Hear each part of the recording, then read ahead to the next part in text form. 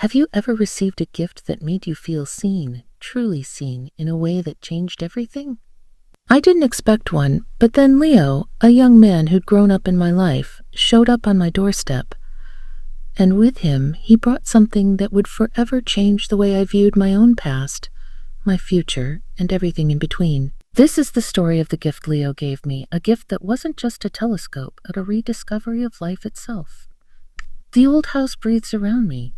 It's a comforting sound, the gentle settling of wood and memories that I've grown used to over the 15 years since Robert passed. Most days, the quiet is a welcome companion, a soft blanket against the noise of the world. But sometimes, especially when the afternoon light starts to fade, casting long shadows across the living room floor, the silence can feel almost too loud. It was on one of those afternoons that the phone rang shrill and insistent, pulling me from a half-hearted attempt at sorting through a box of old photographs. It was Sandra, my friend of 40 years. Her voice, bubbly and full of the same infectious energy it had when we were teenagers, came crackling through the receiver. We went through the usual pleasantries. Her week, my week, the stubborn weeds in my garden, her new obsession with pickleball. "Oh, Carol, I almost forgot the real reason I called," she said, her tone shifting to one of excitement. "Lo's coming into town next week. He'll be staying for a few days before he heads up north for that big architecture project." A genuine smile spread across my face. Leo. I still pictured him as a lanky 16-year-old with a shock of unruly brown hair and a grin that was all braces, trying to teach me how to use his new video game console. I'd known him his entire life, watched him grow from a curious toddler into a thoughtful, if somewhat reserved, young man. He'd been living on the West Coast for nearly a decade now, and I hadn't seen him in person in at least 5 years. "That's wonderful, Sandy," I said. "It'll be so good to see him, is he? Andy has something for you?" She cut in, unable to contain her excitement. "He specifically said he needs to drop something off for you. A gift." I paused, the old photographs in my lap forgotten. "A gift for me? What on earth?" "For he wouldn't tell me," she chirped. "You know how he gets all mysterious. Just said it's something he's been meaning to give you for a while. He's going to call you to set up a time to stop by." The rest of our conversation was a blur of speculation, but after we hung up, a strange sort of discomfort settled over me. A gift from Leo. A young man in his early 30s, busy with his career and life, had gotten a gift for his mother's old friend. It was sweet, of course, but also perplexing. I couldn't imagine what it could be. We exchanged polite Christmas cards, and I always sent a check for his birthday, but we weren't in the habit of giving each other gifts. For the next few days, the thought of his visit and the mysterious present hummed in the back of my mind. I found myself looking around my little house, seeing it through what I imagined his eyes might see. The worn, comfortable armchair where I read every evening, the shelves overflowing with books, the faint scent of lemon oil and old paper. It was a home that was lived in, a home that held the shape of a quiet life. I wondered if it would just look old to him. The call came on a Tuesday evening. His voice was deeper than I remembered, smoother, but the same gentle cadence was there. "What, Carol," he said, and the old honorific warmed me from the inside out. "It's Leo. Mom said she told you I was coming to town." "Oh, Leo, honey, it's so good to hear your voice." "Of course she did. I'm so looking forward to seeing you. You too." "Listen, I know it's short notice, but would it be all right if I stopped by tomorrow evening? I have something I'd like to give you." There it was again. The gift. "I would love that," I told him. "Amy door is always open for you." We set a time, and as I hung up the phone, a flutter of anticipation mixed with a healthy dose of curiosity stirred in my chest. It felt strange, this feeling. It had been a long time since I had something to look forward to that wasn't just a new season of a show I liked or the blooming of my prize-winning roses. The silence in the house didn't seem so loud that night. It felt watchful, waiting, just like me. The next evening I did something I hadn't done in years. I fussed. I changed my blouse twice, finally settling on a simple blue one that brought out the color of my eyes. I tidied up the living room, even though it was already clean, and I baked a batch of my signature oatmeal raisin cookies, the kind Leo used to devour as a boy. The aroma filled the small house, a comforting scent of normalcy that calmed my nerves. Right at 7:00, the doorbell chimed. I took a deep breath, smoothed down my blouse one last time, and walked to the door. When I opened it, the man standing on my porch made me catch my breath. The lanky teenager was gone. In his place stood a tall, confident man with broad shoulders and the same kind, intelligent eyes I remembered. His hair was shorter, neater, and a faint shadow of a beard dusted his jawline, but the smile that broke across his face when he saw me was pure, unadulterated Leo. "Aunt Carol," he said, his voice a warm baritone. He stepped forward and wrapped me in a gentle hug. He smelled faintly of pine and clean air. For a moment, I was so taken aback by the man he had become that I forgot all about the mysterious gift. He was the gift. Seeing him, seeing the fine man he had grown into, felt like a gift in itself. He stepped back, still smiling. In his hands he held a long cloth-wrapped object. "I hope I'm not interrupting your evening," he said. "And ever," I breathed, finally finding my voice. Come in. Come in." "I baked cookies." His grin widened. "You see, I knew I came to the right place." He followed me into the living room, placing the long, awkward package gently on the floor before taking a seat on the sofa. I bustled around, getting him a plate of cookies and a glass of iced tea, my hands moving with a purpose they hadn't felt in a while. The initial awkwardness of bridging a 5-year gap melted away as we fell into easy conversation. He asked about my garden, and I asked about his project. He talked about his life in Portland, the hiking, the rain, the vibrant food scene. It was all so different from my quiet existence. Yet he spoke without a hint of condescension, only a genuine desire to share. Finally, after we'd caught up, his eyes drifted to the package on the floor. "Well," he said a little shyly, "I guess I should give you this." He reached down and began to unwrap it. The cloth fell away to reveal a sleek, dark tube mounted on a sturdy tripod. It was a telescope, a beautiful, serious-looking telescope. I stared at it, completely bewildered. "Leo, I don't understand. It's beautiful." He looked up at me, his expression earnest. "Do you remember a long, long time ago? I was probably about 12.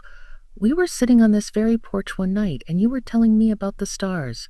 You said you'd always dreamed of having a real telescope, not just binoculars, so you could see the rings of Saturn for yourself." The memory, buried under decades of living, came rushing back with stunning clarity. A warm summer night. The smell of honeysuckle in the air. A younger version of me pointing out the constellations to a quiet, curious boy who seemed to hang on my every word. I had completely forgotten that conversation, but he hadn't. After all these years, he had remembered a fleeting wish I had expressed and forgotten myself. The tears pricked my eyes. "You remembered that?" I whispered, my voice thick with emotion. "I remember everything you ever told me," he said softly. "You always spoke to me like I was a person, not just a kid. You taught me what a nebula was. I never forgot that." He paused, looking from the telescope to me. "The gift isn't just the telescope, Aunt Carol. The gift is, if you'll let me, I'd like to set it up for you tonight and show you Saturn." And that's when I understood. The true gift wasn't the object itself. It was the memory. It was the breathtaking realization that you can say something small and insignificant, and have it land in someone's heart and stay there for 20 years. What came with the telescope was a piece of my own forgotten history, delivered by a young man who had held it carefully in his memory all this time. It was the feeling of being seen, truly seen. We carried it out to the back garden into the deep velvety darkness away from the streetlights. The air was cool and smelled of damp earth and the night-blooming jasmine I had planted along the fence. Crickets chirped their steady chorus, a peaceful soundtrack to our quiet movements. As Leo expertly assembled the tripod and mounted the scope, we continued to talk. The conversation deepened, flowing as easily as the creek at the bottom of the hill.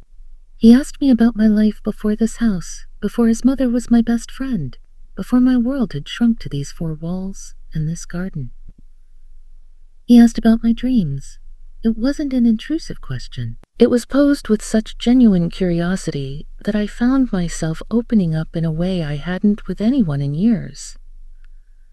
I told him about my youthful ambition to study art history in Italy. a dream derailed by family obligations and then marriage. I spoke of Robert, of our quiet love, and the gaping hole his absence had left. Leo listened. He didn't offer platitudes or easy comforts. He just listened, his head tilted slightly, his eyes reflecting the faint starlight. He shared his own vulnerabilities, his fears about the massive project he was leading, the pressure to live up to everyone's expectations. In the shared intimacy of the dark, we weren't an older woman and her friend's son. We were just two people sharing truths under a canopy of infinite possibilities. Then he straightened up. "Okay," he said, his voice hushed with reverence. "It's ready. Come and look." I bent down and put my eye to the eyepiece, my heart thumping. He gently adjusted a knob, and the blurry speck of light sharpened into a perfect tiny glowing orb suspended in the blackness, encircled by a series of impossibly delicate rings. It was Saturn. It was real. A gasp escaped my lips. It was more magical than I had ever imagined. "Oh, Leo," was all I could manage to say.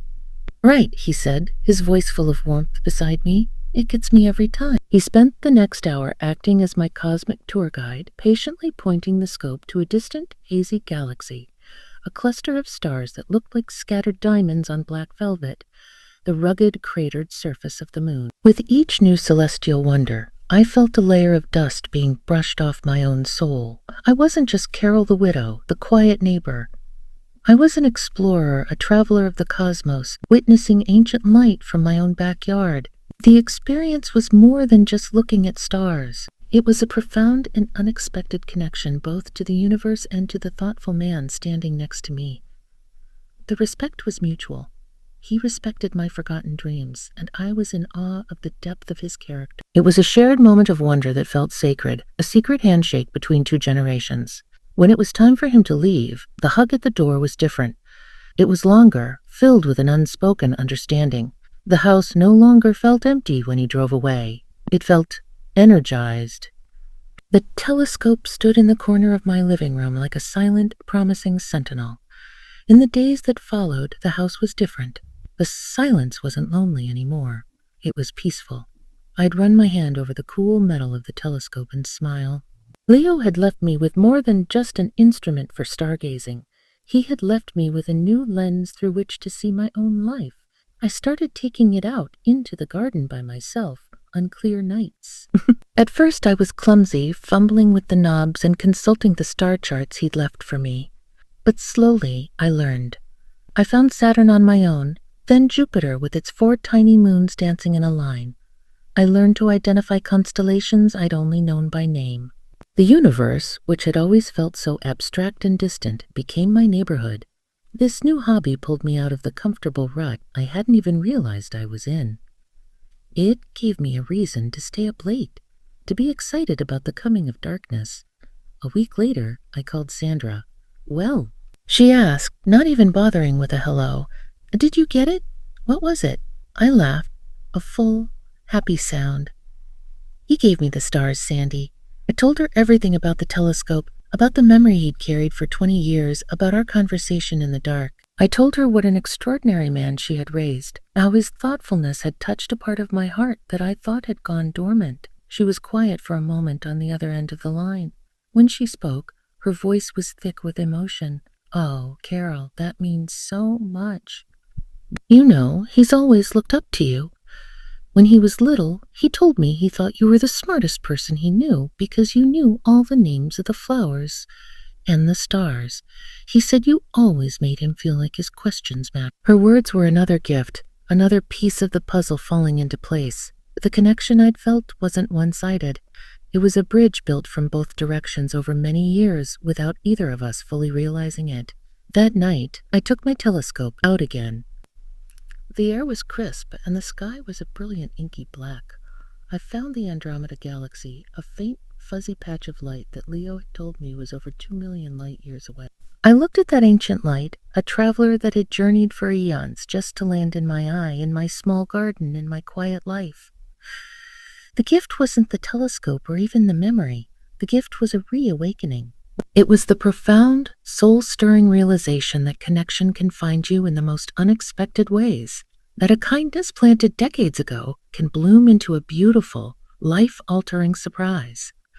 Leo didn't just give me a way to see the heavens. He gave me a way to see myself again, not as someone whose best days were behind her, but as someone with a universe of possibilities still left to explore. And as I stood there, bathed in the light of distant galaxies, I felt an immense sense of peace and a quiet, thrilling whisper of what might come next. My world suddenly felt bigger.